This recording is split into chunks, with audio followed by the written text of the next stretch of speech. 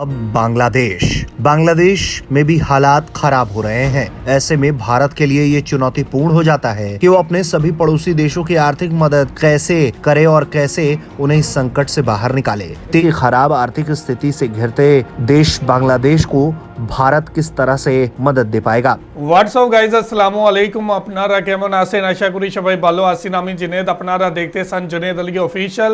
আমি আপনাদের জন্য একটি ভিডিও প্লে করতে যাচ্ছি, সবাই দেখবেন, আশা করি সবাই দেখবেন, ভালো লাগবে। आज बात करने वाले हैं हिंदुस्तानी मीडिया के हवाले से कि हिंदुस्तानी मीडिया भी ये प्रोपेगेंडा कर रहा है कि बांग्लादेश के हालात भी श्रीलंका जैसे होने वाले हैं। बांग्लादेश के अंदर भी वैसे ही गुर्बत बढ़ रही है जैसे श्रीलंका के अंदर बढ़ी। लेकिन मैं आज ये याद दिलाना चाहता हूँ भारतीय मीडिया को कि हिंदुस्तान के अंदर 7 दिन में 6 दफ़ा पेट्रोल के प्राइस बढ़े हैं, जिससे हिंदुस्तान के अंदर भी अब ये तशवीश पाई जाती है कि श्रीलंका जैसे हालात अब भारत के अंदर भी हो रहे हैं। अब भारतीय मीडिया ये कह रहा है कि श्रीलंका के बाद पाकिस्तान, नेपाल और अब बांग्लादेश चाइना के चुंगल में फंस रहे हैं, चाइना के जाल में फंस रहे हैं। और अब यही हालात जो श्रीलंका में हुए हैं, यही हालात पाकिस्तान, नेपाल और उसके बाद बांग्लादेश के भी होने वाले हैं। किस तरह बांग्लादेश के बारे में प्रोपेगेंडा किया जा रहा है भारतीय मीडिया के ऊपर, आज इसी हवाले से वीडियो है। वीडियो की तरफ बढ़ने से पहले आप दोस्तों से गुजारिश है, अगर आप चैनल पर नए हैं तो चैनल को सब्सक्राइब करें, साथ बने बेल आइकॉन को भी दबाएं ताकि आपको वीडियो का नोटिफिकेशन सबसे पहले मिलता रहे। चलें वीडियो स्टार्ट करते हैं। जी हैव वी गो।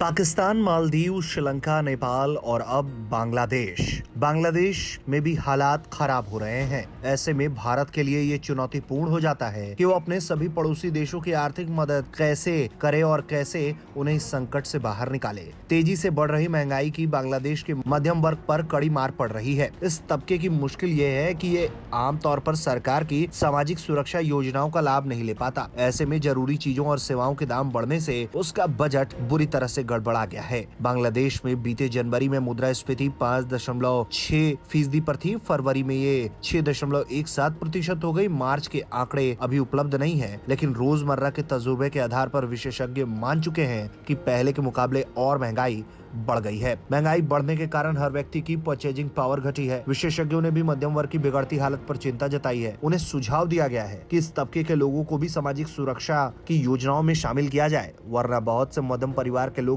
गरीबी रेखा के नीचे चले जाएंगे और इससे सरकार पर एक बड़ा संकट आएगा। ढाका यूनिवर्सिटी में अर्थशास्त्र के प्रोफेसर बजलुल हक खांडेकर के मुताबिक बांग्लादेश की 70% आबादी के पास मौजूदा स्थिति को झेलने की वित्तीय क्षमता है ही नहीं। आबादी का इतना बड़ा हिस्सा सरकार की सामाजिक सुरक्षा योजनाओं के दायरे में नहीं है। आबादी के इस हिस्से को खुले बाजार में जरूरी चीजों की बिक्री की योजनाएं चलाने से कोई फायदा नहीं होगा। हुसैन जल्लूर का कहना है कि सरकार को सबसे पहले जरूरतमंद लोगों के बारे में विश्वसनीय आंकड़े इकट्ठे करने चाहिए, उसके बाद उसे सामाजिक सुरक्षाओं की योजनाओं में फिर से लागू करना चाहिए। उन्होंने कहा कि पिछले साल सरकार ने 50 लाख परिवारों को 2,500 टका देने की घोषणा की थी, लेकिन अंत में ये रकम सिर्फ 34 लाख परिवारों तक पहुंच पाई। इसके बीच आरोप लगे कि लाभार्थियों की लिस्ट तैयार करने में भ्रष्टाचार भी हुआ।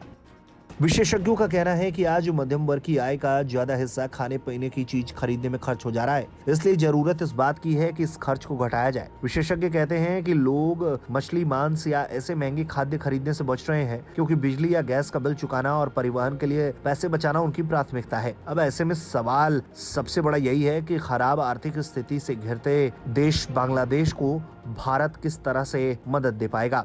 क्या भारत अपने पड़ोसी देश श्रीलंका के बाद नेपाल और अब बांग्लादेश उसकी आर्थिक मुसीबत को कम कैसे करेगा? ये तमाम देश चीन के चंगुल में बुरी तरह फंसते हुए नजर आ रहे हैं। ऐसे में इनके लिए खड़ा रहना भारत की सिर्फ जिम्मेदारी ही नहीं बल्कि रणनीतिक रूप से जरूरी भी है। Bureau report, Bharat. तो जी ये थी वीडियो और आपने देखा कि किस तरह भारतीय मीडिया बांग्लादेश के बारे में ये रिपोर्ट कर रहा है कि यहाँ पे महंगाई बहुत ज़्यादा बढ़ गई है। मैं हिंदुस्तानी मीडिया को याद दिलाता चलूँ कि यूक्रेन और रशिया की जंग के बाद पूरी दुनिया में महंगाई हुई है। ये सिर्फ बांग्लादेश में नहीं बल्कि हिंदुस्तान में भी महंगाई हुई है।